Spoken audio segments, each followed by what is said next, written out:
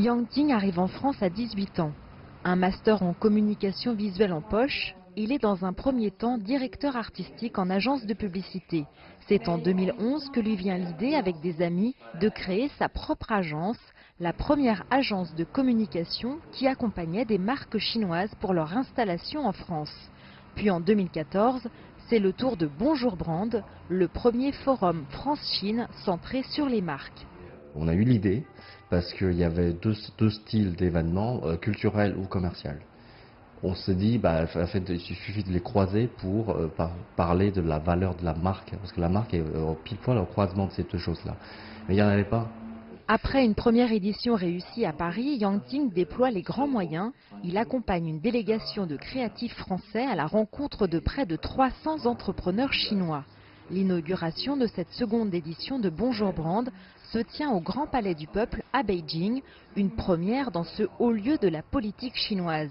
Mais derrière le symbole, un objectif ciblé, donner un statut à la marque en Chine. Le fait d'aller au Palais du Peuple, parce qu'après Palais du Peuple, on est à l'UNESCO, c'est quand même de dire, parce qu'on a un propos qui est assez innovant, assez nouveau, c'est de relier les créatifs français et le marché chinois.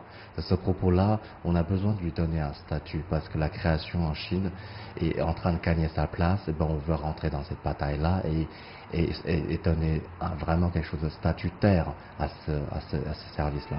Une formule qui marche. Aujourd'hui, Bonjour Brand travaille avec les plus grandes marques chinoises.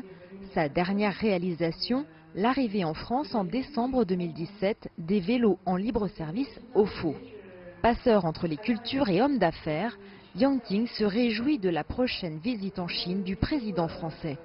Première visite à M. Macron, ça va non seulement créer des opportunités, des échanges commerciaux, mais aussi culturels.